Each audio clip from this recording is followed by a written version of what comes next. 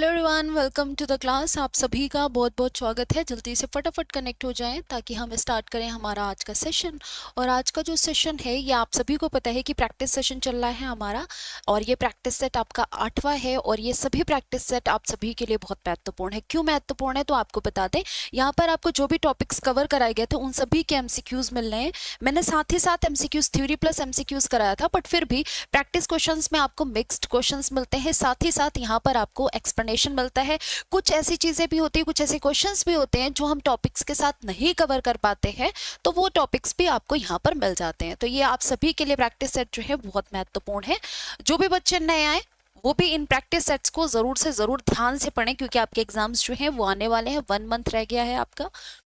विकास की किस अवस्था को कोल तथा ब्रूस ने संवेगात्मक विकास का अनोखा काल कहा है? मैंने कहा है कि कुछ साइकोलॉजिस्ट ने जो स्टेटमेंट दिए हैं, ठीक है, या जो थियरी दी हैं, वो आप सभी के लिए बहुत महत्वपूर्ण हो जाता है, क्योंकि वहां से प्रश्न पूछ लिया जाता है। वहां से जो है वो प्रश्न पूछ लिया जाता है कि भाई किसने कौन सी थ्योरी थी, किसका कौन सा स्टेटमेंट था। जैसे कि यहाँ पर बात करें, ये हमारा which stage of development has been termed by Cole and Bruce as a unique period of emotional development? संवेगात्मक विकास का अनोखा काल किसने कहा है? यहाँ पर अगर हम इसकी बात करें तो कौन सा ऑप्शन आपका करेक्ट होगा, बताओ जल्दी से। किस अवस्था को कॉल तथा ब्रूस ने पूछा गया है अनोखा काल कहा है जीवन का? जल्दी से बताएंगे बच्चा। बाल्यावस्था की बात करें, शैशवावस्था की बात करें, या हम किशोरावस्था की बात करें, यहाँ पर कौन सा ऑप्शन आपका करेक्ट है? जल्दी से बताएंगे। देखो, प्रौढ़ावस्था की बात करो तो हम यहाँ पर प्रौढ़ावस्था की तो बात ही नहीं करते। प्रौढ़ावस्था की तो एडल्टहुड की हम बात ही कहाँ करते, हम तो सिर्फ किशोरावस्था तक पढ़ते हैं। हमने बात की यहाँ पर किशोरावस्था की, तो संवेगात्मक विकास का अनोखा काल किशोरावस्था को नहीं कहते हैं। किशोरावस्था कब से कब तक की होती है? तो 12 से 18 के बीच की जो आपकी आयु है वो किशोरावस्था के अंतर्गत आती है। तो ये तो 13 से 18, ठीक है। शैशवावस्था की बात करें 1 से 6 तक की यहाँ पर आपकी अवस्था जो है 1 से 6 तक आती है, लेकिन शैशवावस्था में नहीं। यहाँ पर अगर हम बात करें तो जो कॉल और ब्रूस ने बात की है वो संवेगात्मक विकास का अनोखा काल इन्होंने बाल्यावस्था को कहा है, जो 6 से 12 वर्ष तक रहती है, जिसे हम 7 से 12 भी कह सकते हैं या 6 से 12 तक कहते हैं। तो यहाँ पर करेक्ट आंसर क्या है? ए वाला ऑप्शन आपका करेक्ट है। अच्छा, एक और बताइएगा, मिथ्या परिपक्व कॉल किसने कहा? मिथ्या परिपक्वता,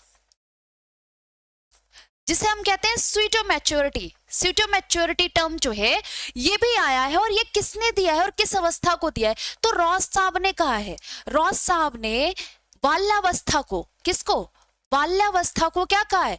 बाल्यावस्था को स्यूडो मैच्योरिटी कहा है, क्योंकि इस अवस्था में बच्चा मैच्योर होता नहीं है, लेकिन उसको क्या लगता है? उसको लगता है कि वो मैच्योर हो चुका है। तो इसे हम क्या मिथ्या परिपक्वता कहते हैं। मिथ्या परिपक्वता, झूठ मूठ के, ठीक है। तो यहाँ पर करेक्ट आंसर क्या हो जाएगा? यहाँ पर आपका रॉस होगा, सिर्फ क्योंकि ये रॉस का स्टेटमेंट था, ठीक है। ये रॉस का स्टेटमेंट था, ये याद रखिएगा। एक बात और याद रखिएगा, आप सभी चाइल्डहुड की बात करें, इसे डर्टी एज भी कहा गया है। इसे डर्टी एज, या हम जिसे कहते हैं गंदी अवस्था। गंदी अवस्था किसको कहा गया है? बाल्यावस्था को ही कहा गया। बच्चे खेलने में मशगूल रहते हैं, उन्हें चीजें अपनी अस्त व्यस्त, बस खेलने में उनका दिमाग चलता रहता है, अपने कामों में मस्त रहते हैं, तो इस वजह से इसको डर्टी एज भी कहा गया है। स्फूर्ति की आयु भी कहा गया है इसको। स्फूर्ति की आयु भी, बच्चा बहुत एक्टिव रहता है, स्फूर्ति की आयु भी कहा गया है। किसको? बाल्यावस्था को कहा जाता है बच्चा स्फूर्ति की आयु, ठीक है। स्फूर्ति की आयु किसको कहा जाता है? ये भी कहा जाता है आपका बाल्यावस्था का, ये याद रखेगा। अच्छा, प्रारंभिक विद्यालय की अवस्था, हम विद्यालय भी 6 के बाद ही, जो हम 6 से पहले आजकल बच्चों को प्ले स्कूल में डालते हैं, तो विद्यालय पूर्व की अवस्था है, वो विद्यालय पूर्व की अवस्था है। लेकिन अगर सही मायनों में पूछा जाए विद्यालय प्रारंभ की अवस्था, ठीक है, या हम कह सकते हैं प्रारंभिक विद्यालय की अवस्था। तो क्या ही लिख रही, प्रारंभिक विद्यालय की अवस्था भी कौन सी है? तो ये भी ध्यान रखिएगा, प्रारंभिक विद्यालय की अवस्था भी बाल्यावस्था को कहा जाता है, क्योंकि विद्यालय जाने की शुरुआत जो है हम तभी से करते हैं, प्रारंभिक विद्यालय की अवस्था, ठीक है। तो बाल्यावस्था को इन अन्य नामों से भी जाना जाता है, ये भी ध्यान रखेंगे। नेक्स्ट की बात करें, बालक के व्यक्तित्व की नींव किस अवस्था में पड़ती है?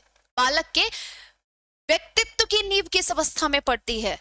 At which stage is the foundation of a child's personality laid? Infancy stage में बालक के व्यक्तित्व की नींव पड़ती है, या प्रेगनेंसी स्टेज में, या चाइल्डहुड में, या नन ऑफ दीज? यहाँ पर कौन सा ऑप्शन आपका करेक्ट है, जल्दी से बताएंगे बच्चा। यहाँ पर अगर आप एक चीज देखो, यहाँ पर एक चीज देखो, बचपना अवस्था ये बाल्यावस्था को कहा गया है, बाल्यावस्था को कहा गया है, तो इसमें बहुत ज्यादा आपको कंफ्यूज होने की जरूरत नहीं है कि ये बचपनावस्था क्या होता है। बाल्यावस्था को ही यहाँ पर बचपनावस्था कहा गया है। पहली बात तो शैशवावस्था में व्यक्तित्व का निर्माण होता है। अरे नींव शैशवावस्था में कैसे पढ़ सकते हैं, नहीं पढ़ सकते। शैशवावस्था में बच्चा बहुत ज्यादा छोटा होता है सोचने समझने के लिए, तो ये तो नहीं है।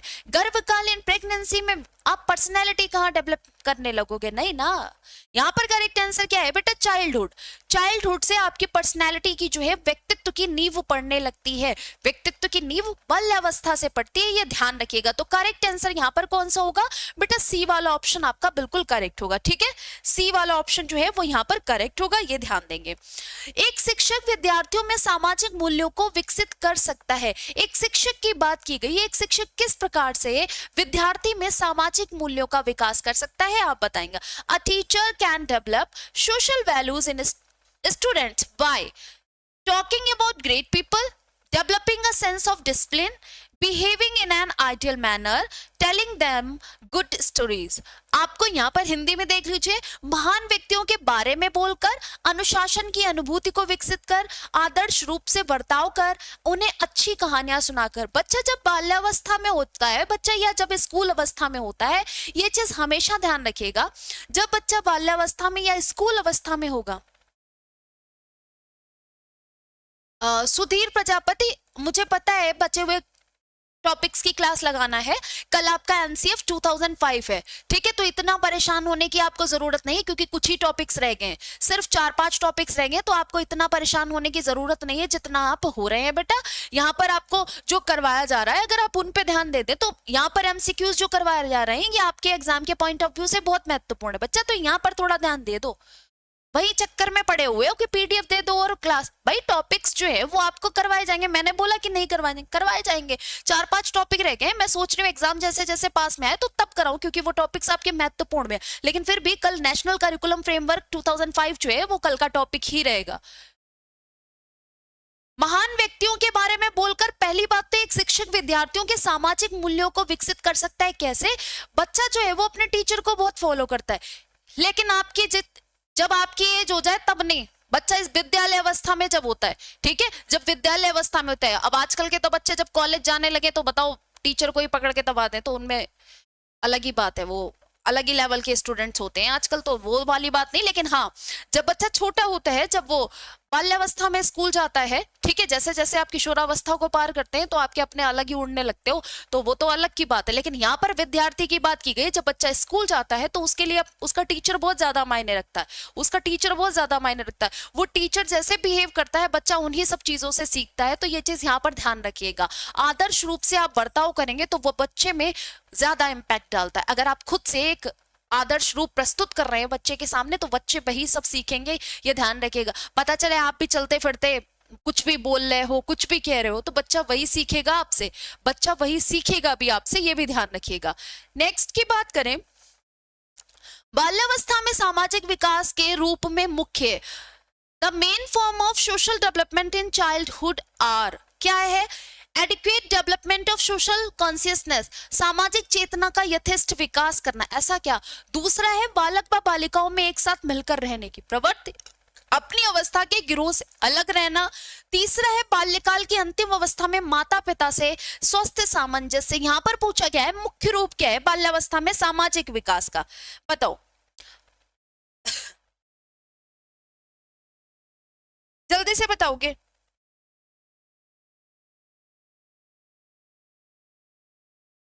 बच्चा यहाँ पर आपने खुद देखा होगा, जो 6 से या हम कह सकते हैं 7 से 12 साल का बच्चा होगा, 7 से 12 साल का बच्चा होगा, आपने देखा होगा उसको क्या, उसको अपने ग्रुप में मजा आता है। जैसे ही जब हम एडल्टहुड में होते हैं तो हमें भी अपने ग्रुप में मजा आता है, लेकिन हम उस ग्रुप के आदी कब से बन जाते हैं?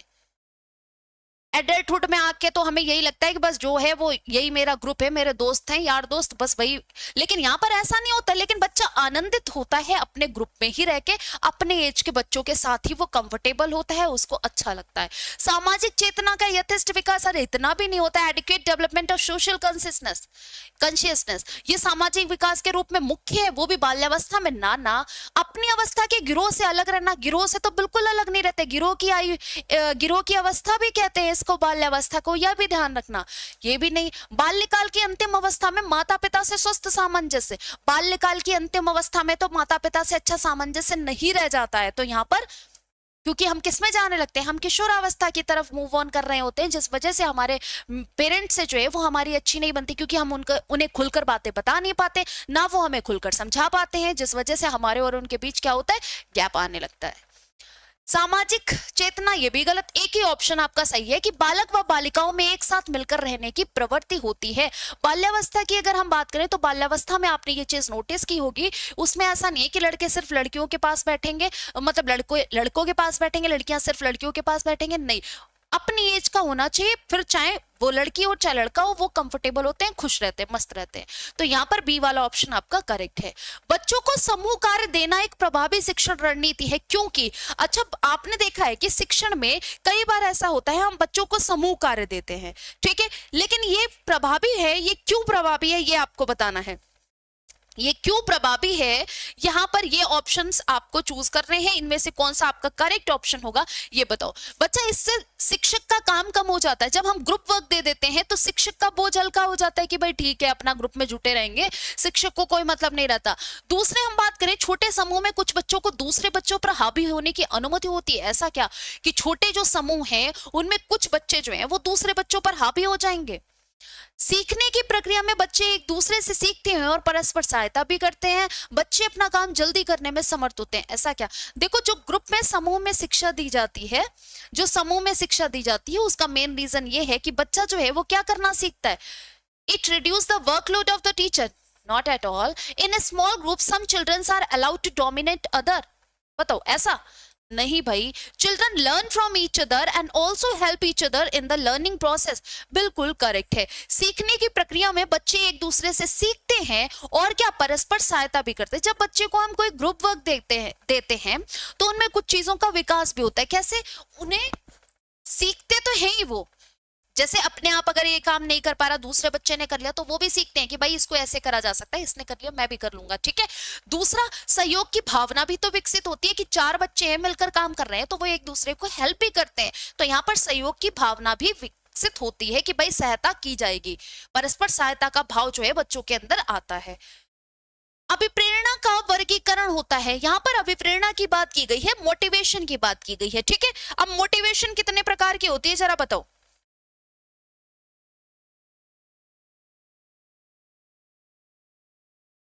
जल्दी बताओ।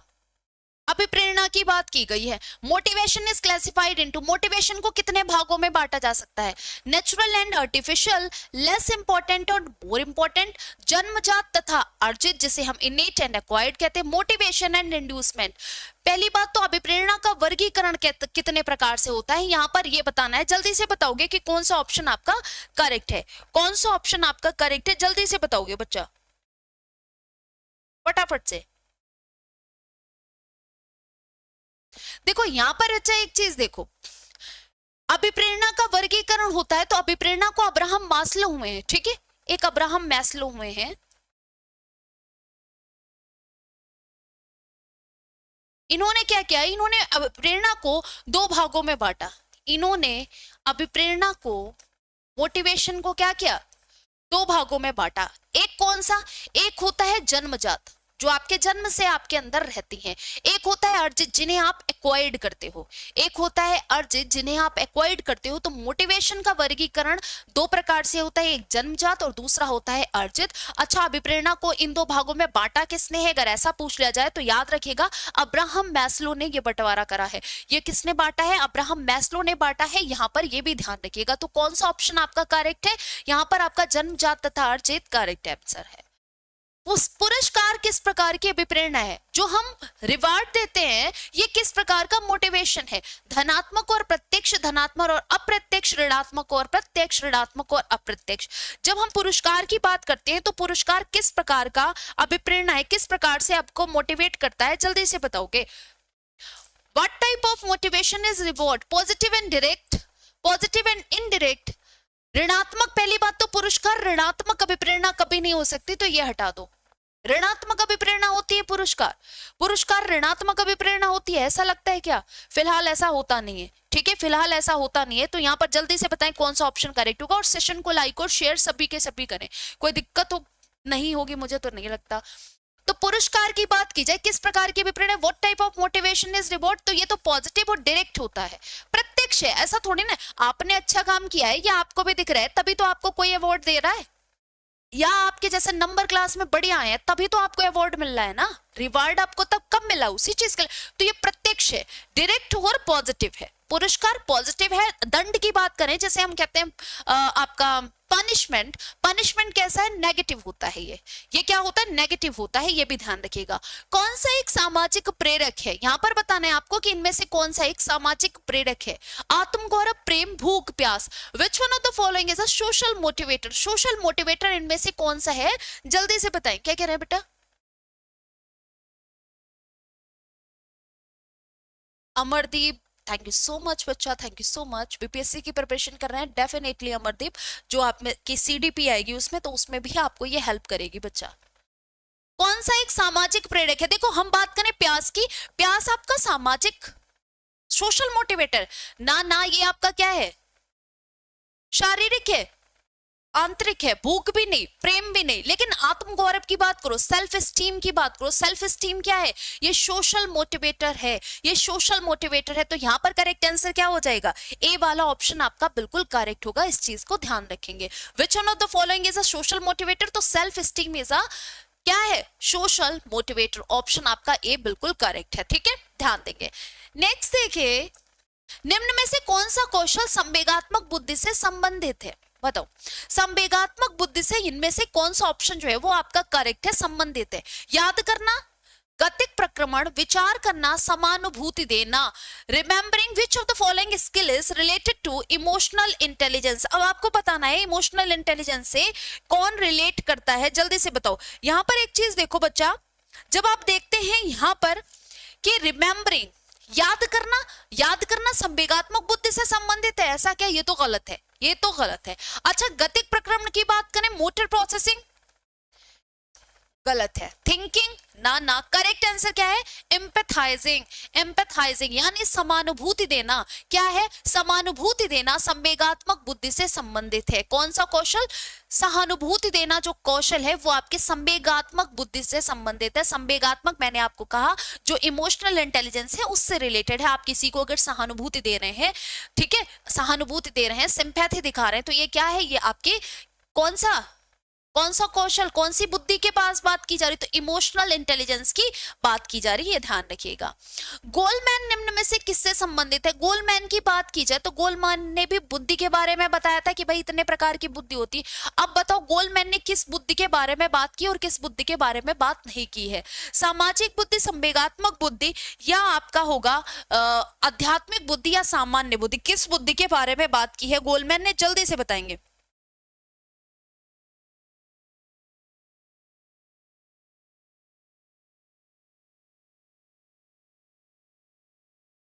गोलमैन ने निम्न में से किस बुद्धि के बारे में बात की। बच्चा यहां पर एक बात बताओ, गोलमैन की जब हम बात करते हैं, गोल सामान्य बुद्धि के बारे में किसने बात की, जनरल इंटेलिजेंस और आपका स्पेसिफिक इंटेलिजेंस, इसके बारे में बात किसने की, इसके बारे में बात तो स्पीयरमैन ने की, तो ये तो है नहीं। आध्यात्मिक बुद्धि के बारे में बात की, ना ना, आध्यात्मिक बुद्धि के बारे में कोई बात नहीं हुई यहाँ पर।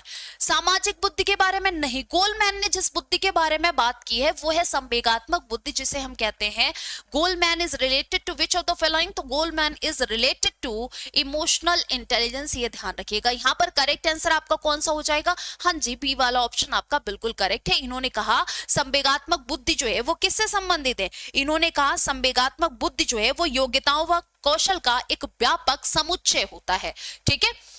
जो आपके अंदर कुशलताएं होती हैं, जो योग्यताएं होती हैं, उनका एक क्या है, व्यापक समुच्चय है। नेक्स्ट देखो, हार्वर्ड गार्डनर के बहुबुद्धि सिद्धांत के अनुसार निम्नलिखित में से कौन सा जोड़ा बुद्धि के प्रकार और अंत स्थित अनुपालन संभावना के अनुसार सही है। यानी कि आपको बताना है ये बुद्धि के प्रकार हैं, ये अंतःस्थित अनुपालन संभावना है।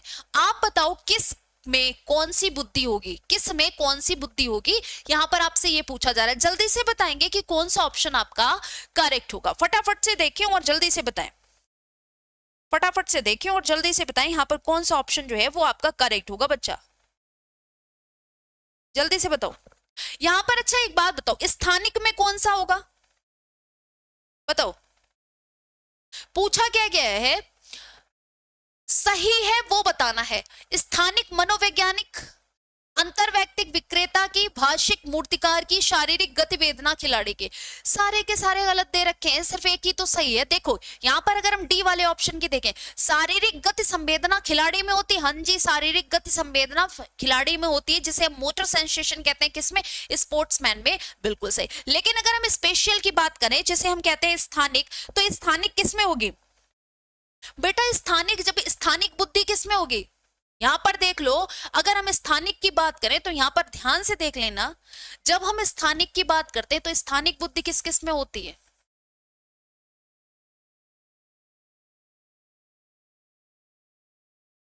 मूर्तिकार में कैसी बुद्धि होती है, मूर्तिकार में कैसी बुद्धि है, उसे हर स्थान का ध्यान रखना पड़ता है ना, कहां पर क्या कैसा बनाना है। चित्रकार की बात की जाए, स्थानिक बुद्धि होती है, कहां पर क्या चित्र बनाना है, कैसे बनाना है। नाविक की बात की जाए, नाव चलाने वाला, उसको पता है कहां से क्या ले जाना। इनमें क्या होता है, इनमें स्थानिक बुद्धि होती है, इनमें स्थानिक बुद्धि है। नेक्स्ट हम बात करें, यहां पर और क्या दे रखा है, स्थानिक। अंतरवैयक्तिक की बात की जाए,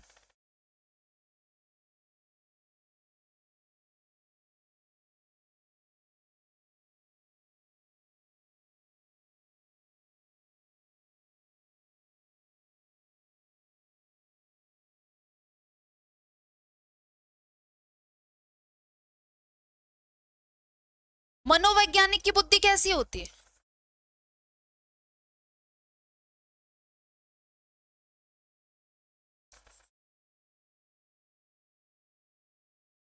राजनीतिक, शिक्षक की बात की जाए, इन सभी में अंतरवैयक्तिक बुद्धि का प्रकार कैसा होता है, अंतरवैयक्तिक होता है, ये ध्यान रखिएगा। नेक्स्ट की अगर हम बात करें और कौन सी बुद्धि दे रखी है, तो यहां पर देख लेना भाषिक बुद्धि। अच्छा भाषिक बुद्धि किसके अंतर्गत होगी, भाषिक, या हम कहते हैं भाषागत।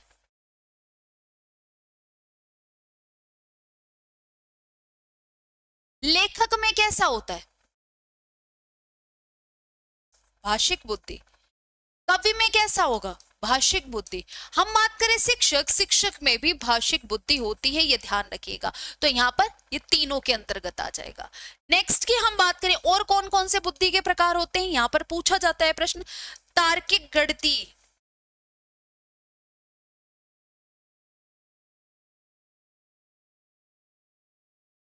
बताओ ये किस में होती है। तार्किक गणितीय की बात करें तो बेटा वैज्ञानिक और जो अभियंता लोग होते हैं उनमें भी यही बुद्धि होती है, अभियंता, ठीक है, उनमें यही बुद्धि होती है, ठीक है। ये ध्यान रखिएगा, ये जरूरी क्वेश्चन है, आपसे कोई भी पूछा जा सकता है। अच्छा शारीरिक गतिक बुद्धि रखने वाले बच्चे को, शारीरिक गतिक बुद्धि रखने वाले बच्चे को निम्नलिखित में से कौन सी हो सकती है। शल्य चिकित्सक का विवाचक, राजनीतिक नेता। शारीरिक गतिक बुद्धि रखने वाले बच्चे की अंतिम अवस्था, मतलब जो जिस बच्चे में शारीरिक गतिक अवस्था है, शारीरिक गतिक बुद्धि है, तो वो क्या हो सकता है, बताओ वो क्या हो सकता है, ये बताओ। शारीरिक गतिक बुद्धि रखने वाले बच्चे की अंतिम अवस्था निम्नलिखित में से क्या हो सकती है। Which of the following can be the final stage of a child having physical kinesthetic intelligence. बच्चा हम यहां पर अगर बात करें तो पॉलिटिकल लीडर में ना पॉलिटिकल लीडर में तो अच्छा वक्ता होता है जिसमें बोलने की कैपेसिटी अच्छी हो। नैरेटर की बात करें, बादशाह की, ना पोइट की, भाषागत बुद्धि होती है। लेकिन अगर हम सर्जन की बात करें तो फिजिकल काइनेस्थेटिक इंटेलिजेंस जिसमें होगी, उसका अंत में स्टेप जो है वो यहीं जाके रुकेगा जाके।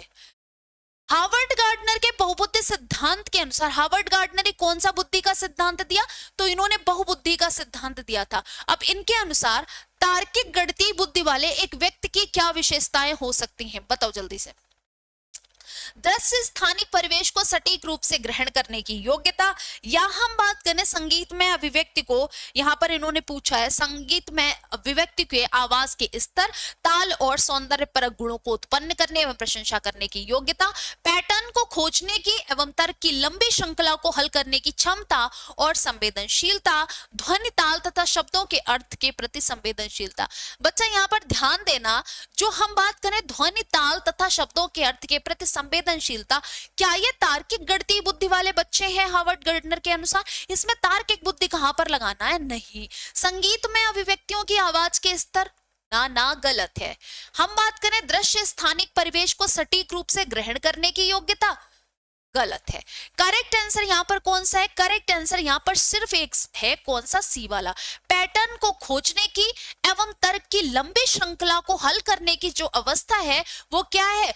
वो आपकी लॉजिकल मैथमेटिकल इंटेलिजेंस है। क्या है? लॉजिकल मैथमेटिकल इंटेलिजेंस है, ये ध्यान रखिएगा। According to Harvard Gardner's multiple intelligence theory, what might be the characteristic of a person with logical mathematical intelligence, तो आप कहेंगे ability and sensitivity to discover pattern and to solve long chains of reasoning. Correct है, यहां पर correct answer C वाला होगा। Next देखिए, बुद्धि लब्धि क्या होती है? बुद्धि लब्धि की जब हम बात करते हैं, बुद्धि लब्धि है क्या? असल में बुद्धि लब्धि जो है वो क्या होता है बच्चा, बताएंगे? इंटेलिजेंस क्वेश्चन जो है ये क्या होता है? जैसे हम कहते हैं ना तेरा तो आईक्यू एकदम कम है, इसका आईक्यू 0 है। हम कभी कभी इस भाषा का प्रयोग करते हैं ना कि इसका आईक्यू एकदम 0 है। अब बताओ यहाँ पर आईक्यू की बात क्या की गई? ये मानसिक आयु है, ये संवेगात्मक, वास्तविक, सामाजिक। पहली बात तो जब हम बुद्धि लब्धि की बात करते हैं तो बुद्धि लब्धि का एक फॉर्मूला होगा, आप सभी ने सुना भी होगा, अगर नहीं सुना है तो अभी बता दिया जाएगा। यहाँ पर ध्यान से देखो, सामाजिक आयु से और वास्तविक आयु और संवेगात्मक आयु से बुद्धि लब्धि का कोई लेना देना नहीं होता है। करेक्ट आंसर क्या है? बुद्धि लब्धि मानसिक आयु को कहते हैं, जिसे हम कहते हैं mental age. Mental age is known as intelligence quotient, जिसे हम कहते हैं आईक्यू लेवल आपका कितना है। ठीक है, बुद्धि लब्धि आपको पता चल गया होगा कि भाई बुद्धि लब्धि जो है वो क्या है। नेक्स्ट की हम बात करें, बुद्धि लब्धि निकालने का सूत्र क्या है? आपको मैंने अभी बताया था इंटेलिजेंस क्वोशिएंट का एक फॉर्मूला होता है। इंटेलिजेंस क्वोशिएंट का एक फॉर्मूला होता है, आपने यहाँ पर बताना है कि इंटेलिजेंस क्वेश्चन का कौन सा फॉर्मूला यहां पर सही है। मानसिक आयु गुणे वास्तविक आयु, क्या यह सही है? वास्तविक आयु बटे मानसिक आयु, मानसिक आयु इंटू 100 अपॉन वास्तविक आयु प्लस मानसिक आयु। ये घना गलत है, ये हटा दो। हमने बात करी यहाँ पर ए वाले ऑप्शन की, तो ये भी कौन सा सही है? ये भी एकदम गलत है, बिल्कुल इसको सही मत कर दीजिएगा धोखे से भी। जब हम आईक्यू की बात करते हैं तो आईक्यू की फॉर्मूला क्या होता है बताओ? आईक्यू का फॉर्मूला क्या होता है, जल्दी से बताएंगे बच्चा, ध्यान से देखना। जब हम आईक्यू की बात करते हैं तो पहले क्या होता है? मेंटल एज, और ये होता है हमारा वास्तविक करंट एज। ठीक है, वास्तविक आयु जो हमारी प्रेजेंट एज होती है, जो हमारी करंट एज होती है, उसका फिर हो जाता है 100। यानी कि करेक्ट आंसर कौन सा है? सी वाला ऑप्शन।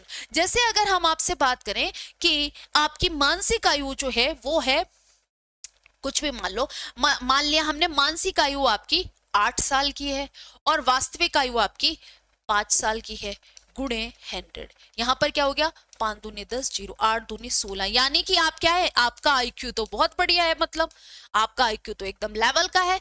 और आईक्यू 160 ये किसके अंतर्गत आता है बताओ? आईक्यू 160 किसके अंतर्गत आता है? मतलब आप जीनियस हैं। बुद्धि लब्धि के संबंध में क्या सत्य है बताओ? बुद्धि लब्धि के संदर्भ में जिसे हम कह रहे हैं इंटेलिजेंस क्वोशिएंट के संबंध में कौन सा सही है, जल्दी से बताओगे? बुद्धि लब्धि के संबंध में क्या सत्य है, यहां पर आपको यह बताना है। बौद्धिक आयु में व्युत्क्रमी संबंधित, कालानुक्रमिक आयु से प्रत्यक्षा संबंधित, कालानुक्रमिक आयु से व्युत्क्रमित संबंधित, बौद्धिक तथा कालानुक्रमिक आयु दोनों से प्रत्यक्षता संबंधित, कौन सा ऑप्शन करेक्ट है?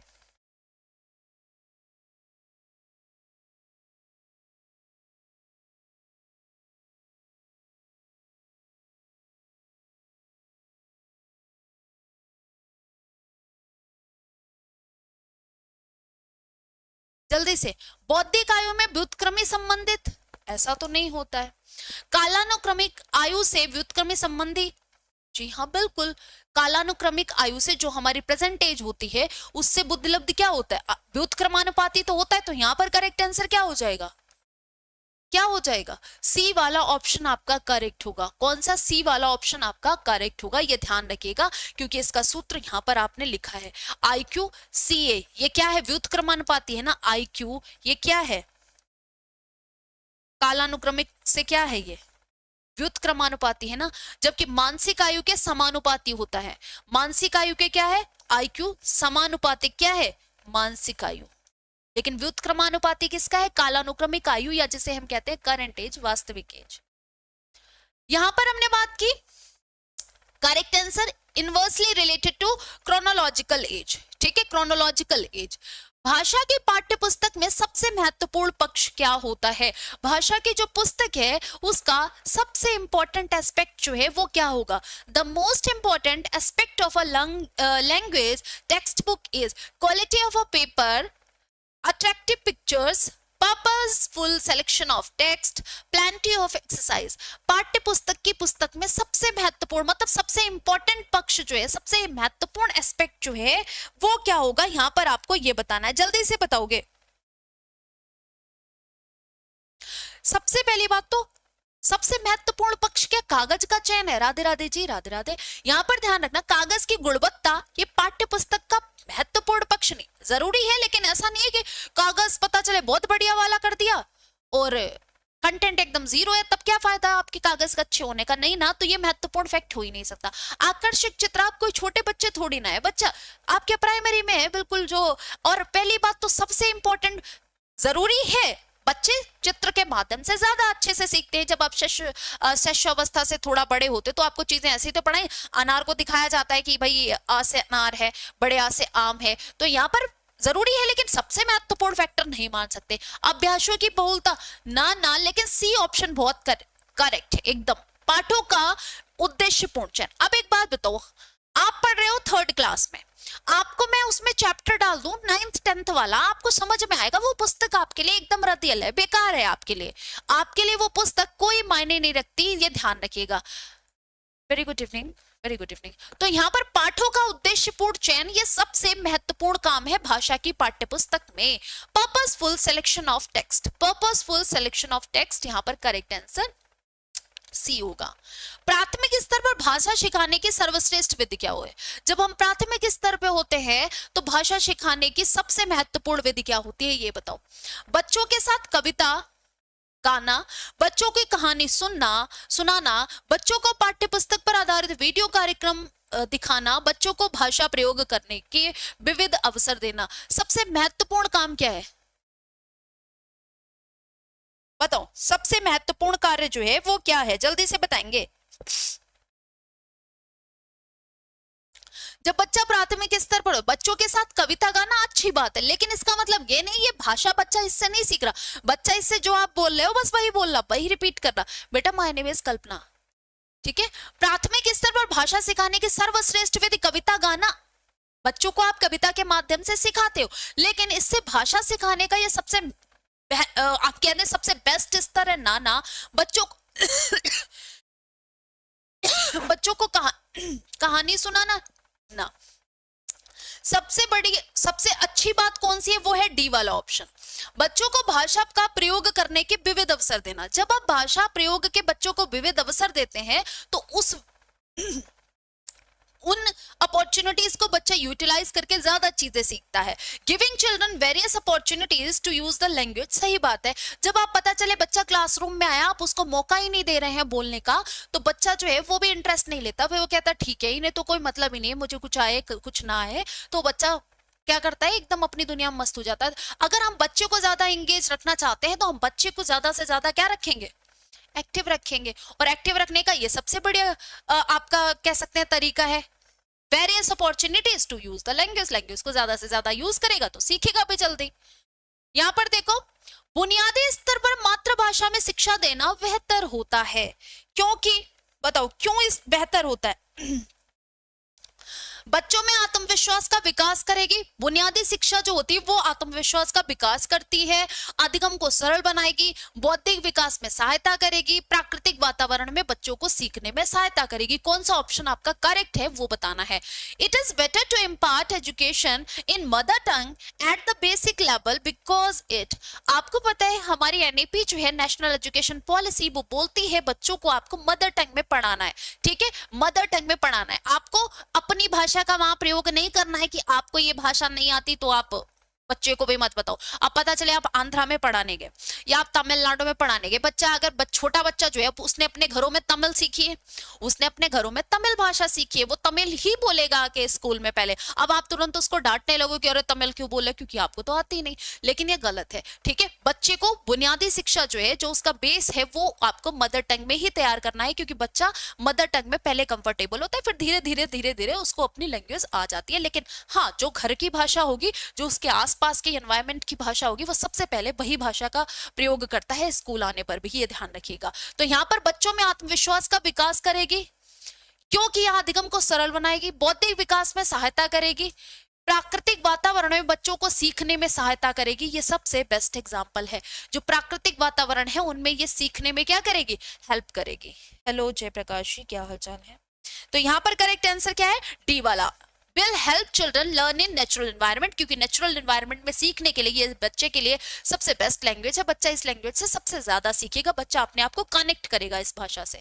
आरआरबी एनटीपीसी ग्रुप डी की जो बच्चे प्रिपरेशन कर रहे हैं, तो उनको बता दें कि आप सभी के मैराथन जो है वो 2 फेब को होगा, मतलब आने वाले संडे में 2 फेब को आपकी मैराथन होगी, जो कि सुशांत सर लेंगे। 6 ओवर की आपकी क्लास है, ये मैराथन 6 ओवर की होगी, जिसमें आपको साइंस के बहुत सारे क्वेश्चंस जो है वो प्रैक्टिस करने का मौका मिलेगा। ठीक है, आप अपना भी एनालिसिस कर सकते हैं कि कितना आपको आता है, कितना आपको नहीं आता है। प्राथमिक स्तर पर शिक्षा का माध्यम क्या होता है? जब हम प्राथमिक स्तर पर होते शिक्षा का, तब बताओ यहाँ पर शिक्षा का माध्यम क्या है, हम किस माध्यम से शिक्षा ग्रहण करते हैं? हिंदी होना चाहिए, अंग्रेजी होना चाहिए, उर्दू होना चाहिए, बच्चे की मातृभाषा होनी चाहिए। प्राथमिक स्तर पर अगर हम हिंदी रख लें, जहां पर जो हिंदी भाषी राज्य नहीं है, जो हिंदी भाषी राज्य नहीं है, जैसे हम साउथ की तरफ चले जाएं तो वहां तो हिंदी नहीं बोलते बच्चे, वहां पर हिंदी जनरली प्रयोग नहीं करते, तो दिक्कत होगी या नहीं? उनको तो दिक्कत होगी, फिर तो उन्हें कुछ समझ ही नहीं आना। तो हिंदी होना चाहिए ऐसा हम कैसे कहते हैं? अंग्रेजी होना चाहिए। हमारे नॉर्थ में आ जाओ, आधे बच्चों को इंग्लिश अरे अलग ही लेवल की है, मतलब बाउंस जाती है उनके। तो अब कह दो बच्चे आके, क्योंकि उनके पेरेंट्स नहीं बोलते, उनको वैसा एनवायरनमेंट नहीं मिला है, तो वो उतनी अच्छे से नहीं बोल पाते हैं। तो यहाँ पर ये क्या है, अंग्रेजी होना चाहिए। अंग्रेजी हो जाएगी तो बाकी छोटे वालों को क्या होगा, उनको तो कुछ समझ ही नहीं आएगा, ये भी गलत है। उर्दू होना चाहिए, अरे भाई काय को उर्दू होना चाहिए, हमारे एनवायरनमेंट में उर्दू को इतनी बरीता जो है वो हमने दे ही नहीं रखी। हम तो सिर्फ शायरी और गजलों में ही उर्दू प्रयोग करे बैठे हैं, बाकी रेगुलर रोजमर्रा की जिंदगी में कुछ ही घरों में छोड़ के बाकी बोली ही नहीं जाती है ये उर्दू, बहुत कम जगह पर। लेकिन बच्चे की मातृभाषा होनी चाहिए। जी हाँ, बच्चा जहां पर जिस राज्य में जो भाषा बोली जा रही हो, जो उसके आसपास की वातावरण की भाषा हो, वो उस भाषा को प्रयोग करे। ठीक है, बुनियादी शिक्षा जो है हमें उसी में देनी चाहिए, क्योंकि बच्चा उसी में कंफर्टेबल है हमारे साथ। तो mother tongue of the child, primary level में हमें बच्चे को जो है वो क्या, किस मीडियम में शिक्षा देनी है? मदर टंग में। नेक्स्ट देखो, निम्न में से कौन सी बाल्यावस्था की एक विशेषता नहीं है? आपने बताना है। ये जो 4 ऑप्शन दे रखे हैं, सामूहिकता की प्रबलता, जिज्ञासा की कमी, अभिवृद्धि की में स्थिरता, समूह एवं खेलों में सहभागिता। Which of the following is not a characteristic of childhood? Childhood का कौन सा कैरेक्टरिस्टिक यहाँ पर नहीं है? Strength of collectivism, lack of curiosity, stability in growth, participation in groups and games. बाल्यावस्था की एक विशेषता इनमें से कौन सी नहीं है? जो विशेषता नहीं है वो आपको चुननी है, जल्दी से बताओगे, बताओ। जो बाल्यावस्था की विशेषता आपको नहीं दिखती। अच्छा, हम बाल्यावस्था की जब हम बात करते हैं, सामूहिकता की प्रबलता, हाँ जी बिल्कुल, बच्चे समूह में रहना पसंद करते हैं, सामूहिकता की तो प्रबलता होती है यहाँ पर, ये तो बाल्यावस्था का गुण है, विशेषता है। जिज्ञासा की कमी, अरे भाई बिल्कुल भी नहीं, बच्चा जब बाल्यावस्था में होता है उसमें जिज्ञासा की कोई कमी नहीं होती। बच्चा जब शैशवावस्था में है तब उसे ये जानने की उत्सुकता रहती है, ये क्या है, वो क्या है, ये क्या है, क्या क्या क्या क्या क्या पूछता है। लेकिन जब बच्चा बाल्यावस्था में प्रवेश करता है तब उसके क्वेश्चन, उसकी क्यूरियोसिटी जो है वो और ज्यादा बढ़ जाती है। वो अब क्या पूछने लगता है, ये कैसे है, ये कैसे हुआ, ये कहाँ से आया, ठीक है, इस तरीके के प्रश्न वो करने लगता है। मतलब क्यूरियोसिटी जो है वो उसकी एक लेवल और बढ़ जाती है। तो यहाँ पर जिज्ञासा की कमी ना ये विशेषता नहीं है बाल्यावस्था की, ये बाल्यावस्था की विशेषता बिल्कुल भी नहीं है। ठीक है, नेक्स्ट देखो, बाल्यावस्था की प्रमुख मनोवैज्ञानिक विशेषता क्या है? पूछा क्या गया है, प्रमुख मनोवैज्ञानिक विशेषता इनमें से कौन सी है, जल्दी से बताओगे। पर निर्भरता, बच्चा जो है वो डिपेंड रहता है दूसरों पर। सामूहिकता की भावना, धार्मिकता, अनुकरणात्मक प्रवृत्ति का अभाव। पूछा क्या गया है कि मनोवैज्ञानिक विशेषता इनमें से कौन सी है। बच्चा एक बात बताओ, पर निर्भरता, डिपेंडेंस, बच्चा शैशवावस्था में पूरी तरह से डिपेंड रहता है। बच्चा शैशवावस्था में जब होता है तब तो पूरी तरह से डिपेंड रहता है, लेकिन बाल्यावस्था में आते आते बच्चे कुछ काम जो है वो अपने करना सीखता है। ठीक है, कुछ काम अपने करना सीखता है, तो हम पूरी तरह से उसे डिपेंडेंस नहीं कह सकते। फीलिंग ऑफ कलेक्टिविज्म, रिलीजियस, धार्मिकता, मनोवैज्ञानिक विशेषता, बाल्यावस्था की प्रमुख विशेषता धार्मिकता। बच्चा इतना धार्मिक, अरे भाई उसको धर्मांध नहीं बनाना है, तो यहाँ पर धार्मिकता नहीं। अनुकरणात्मक प्रवृत्ति का अभाव, भाई बाल्यावस्था में अनुकरण करने का प्रभाव कम कैसे हो जाएगा। बाल्यावस्था, शैशवावस्था, ये तो अनुकरण वाले करने वाली अवस्था है। पहले बच्चा अपने पेरेंट्स को, पहले बच्चा अपने जो पेरेंट्स होते हैं, ग्रैंड पेरेंट्स होते हैं, उनको फॉलो करता है या नहीं। भैया क्या कर रहा है, बहन क्या कर रही है, पापा क्या कर रहा है, मम्मा क्या कर रही है, दादा क्या कर रहा है, दादी, सबको सीखता है, सबको अनुकरण करना सीखता है। ये तो उसके फेवरेट काम होता है जब शैशवावस्था में। बाल्यावस्था में भी आके वो अपने टीचर को एडमायर करता है, ठीक है, उनका अनुकरण करना सीखता है, उनका अनुकरण करता है। तो यहाँ पर लैक ऑफ इमिटेटिव टेंडेंसी, ना गलत है, ये भी गलत है। करेक्ट आंसर क्या है, सामूहिकता की भावना, ये बाल्यावस्था की प्रमुख मनोवैज्ञानिक विशेषता है। क्यों, सामूहिकता की भावना, बच्चों में समूह की, ग्रुप एज इसे कहा जाता है, इसे ग्रुप एज भी कहा जाता है, ये ध्यान रखिएगा। ठीक है, इसे ग्रुप एज या पीयर एज भी कहा जाता है, ये ध्यान रखिएगा। ठीक है, क्यों, क्योंकि बच्चे समूह में रहना पसंद करते हैं, उन्हें अपनी आयु वर्ग के बच्चों के साथ रहने में मजा आता है। निम्न में से कौन सी बाद की बाल्यावस्था के बौद्धिक विकास की विशेषता नहीं है। मतलब बाद की बाल्यावस्था, 9 से 12 की जो अवस्था है उसकी बात की जा रही है। विज्ञान की काल्पनिक कथाओं में अधिक रुचि लेता है, बढ़ती हुई तार्किक शक्ति, भविष्य की योजना में सूझबूझ, या हम बात करें काल्पनिक भयों का अंत। बाल्यावस्था के बौद्धिक विकास की विशेषता नहीं है, बताओ। बच्चा बाल्यावस्था की कौन सी ऐसी अवस्था है, बेटा यहाँ पर थोड़ा सा ध्यान दोगे, काल्पनिक भयों का अंत, एंड ऑफ इमेजिनरी फियर्स। अरे बच्चे क्या हम बूढ़े तक हो जाते हैं, हम कल्पना करना कहाँ छोड़ते हैं, हम इमेजिन करना छोड़ते हैं, नहीं ना, इमेजिन करना कहाँ छोड़ते हैं।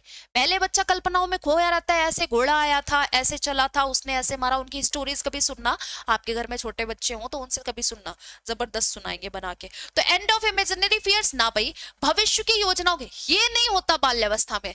ठीक है, ये कब आता है, भविष्य की योजनाओं की सूझबूझ तो हमें किशोरावस्था में भी ढंग से नहीं आ पाती, हमें किशोरावस्था में भी ढंग से नहीं आ पाती, यही तो किशोरावस्था में हमारे दुखों का कारण है। ठीक है, तो यहाँ पर ये वाला ऑप्शन आपका करेक्ट है कि ये बौद्धिक विकास की, बाल्यावस्था के बौद्धिक विकास की विशेषता नहीं है। यहाँ पर करेक्ट आंसर सी वाला होगा। ठीक है, विज्ञान की काल्पनिक कथाओं में अधिक रुचि, हाँ जी, बच्चे को इंटरेस्ट आता है। नेक्स्ट बात की, जब बढ़ती हुई तार्किक शक्ति, हाँ, उनके तर्क करने की क्षमता जो है वो बढ़ती जाती है धीरे धीरे। यहाँ पर सी वाला ऑप्शन आपका क्या है, गलत है, ये विशेषता नहीं है बाल्यावस्था की, ये ध्यान रखिएगा। नेक्स्ट हम बात करें, वह अवस्था जब बालक अपने अभिभावकों के साथ कम आनंदित होता है। कौन सी अवस्था है, वह अवस्था जब बालक अपने अभिभावकों के साथ कम आनंदित होता है, संबंधित है उसके शारीरिक विकास से, मानसिक विकास से, भाषा विकास से या सामाजिक विकास से। एक ऐसी अवस्था भी आती है जब बच्चा अपने ही पेरेंट्स के साथ क्या होता है, अनकंफर्टेबल फील करने लगता है। तो ऐसी अवस्था को क्या कहते हैं, जल्दी से बताओ, कौन सी अवस्था है।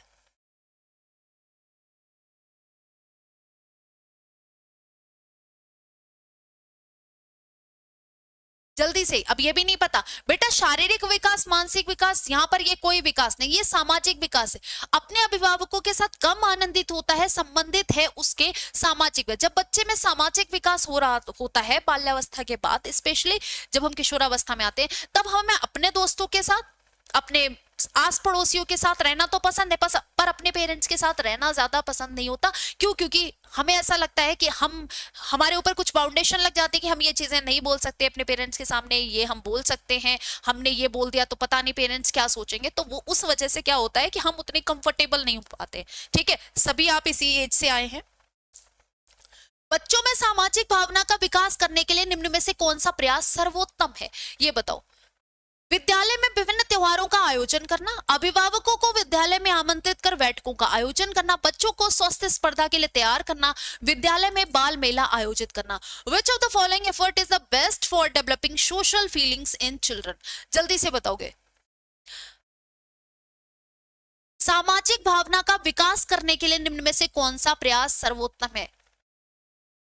विद्यालय में बाल मेला आयोजित करना क्या अच्छा उदाहरण नहीं है? बताओ, विद्यालय में बाल मेला आयोजित करना क्या अच्छा उदाहरण नहीं है सामाजिक? बताओ, सर्वोत्तम प्रयास कौन सा है? सामाजिक भावना। तो बच्चों को स्वस्थ स्पर्धा के लिए तैयार करना, preparing children for healthy competition. Healthy competition के लिए जब बच्चे को आप प्रिपेयर करते हैं तो ये उसके लिए बेस्ट होता है। ठीक है, विद्यालय में बाल मेला आयोजित करना, इसमें कौन सा सामाजिक विकास हो रहा है? भाई हो रहा है, लेकिन उस लेवल का नहीं हो रहा है कि सामाजिक भावना का विकास हो। ना ना, बच्चों को स्वस्थ, यहाँ पर सामाजिक भावना का विकास कैसे होगा? क्योंकि 4 लोगों से उसको मिलना है, लोगों के सामने उसकी परीक्षा होनी है। अच्छा करेगा तो उसको रिवार्ड मिलेगा, गलत करेगा तो उसको क्या मिलेगा? एप्रिशिएशन नहीं मिलेगा। तो इन चीजों का भय उसके अंदर रहता है, तो उसको ये क्या है? ये सामाजिक भावना का विकास हो रहा है, क्योंकि हमें सामाजिक भय लग रहा है कि भाई समाज में हमारी निंदा हो जाएगी। ठीक है, तो बच्चों को स्वस्थ स्पर्धा के लिए तैयार करना, ये क्या है? सामाजिक भावना का विकास करना।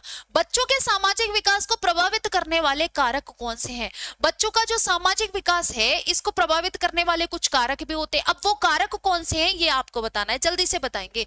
बच्चों के सामाजिक विकास को प्रभावित करने वाले कारक कौन से? आर्थिक तत्व, सामाजिक परिवेशजन्य तत्व, शारीरिक तत्व या वंशानुक्रम। The factor affecting the social development of children are economic factors, next social environment factor, या फिजिकल फैक्टर, या हेरिडिटरी फैक्टर। पहली बात तो सामाजिक विकास को प्रभावित करने वाले कारक की बात करें तो वंशानुगत तत्व इसमें नहीं आएंगे, ना शारीरिक तत्व आएंगे। अब बताओ, सामाजिक परिवेशजन्य तत्व या आर्थिक तत्व, इन दोनों में से कौन सा ऑप्शन आपका करेक्ट है? जल्दी से बताएंगे फटाफट से। यहां पर बच्चा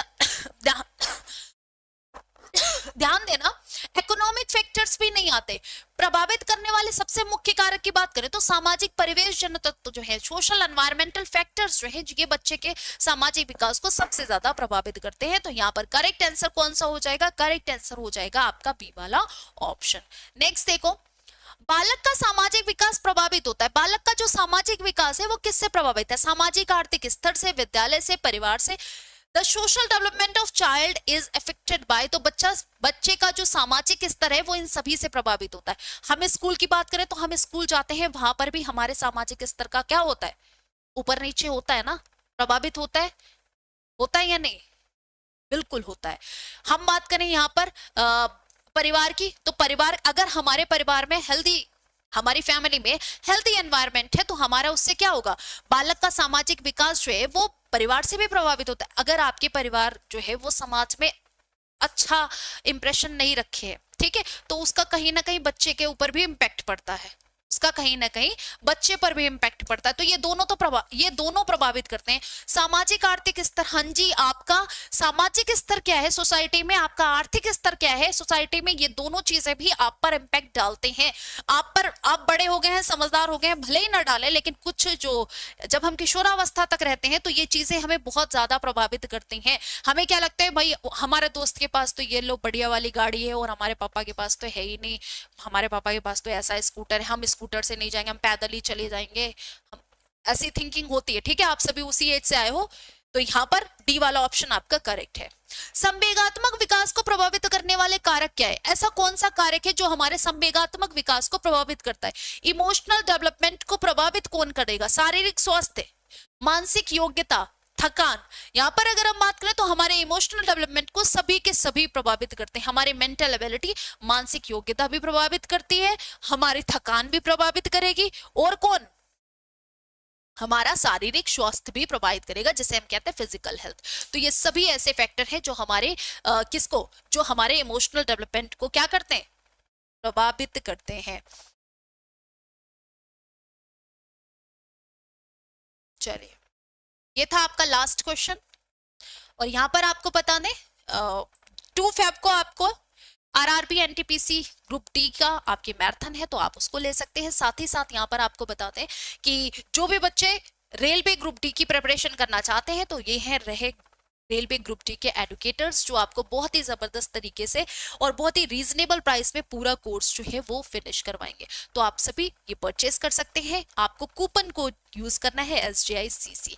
अगर आपने अभी तक हमारे चैनल का ऐप नहीं डाउनलोड किया है, तो SJI कॉम्पिटिशन क्लासेस का ऐप जो है वो जरूर से जरूर डाउनलोड करें, ठीक है। और जो भी यहाँ पर बेनिफिट्स हैं वो आप यूज कीजिए। Thank you so much, all the best बच्चा। मिलते हैं हम कल के सेशन में, तब तक के लिए स्वस्थ रहे, मस्त रहे। थैंक यू सो मच, जय हिंद।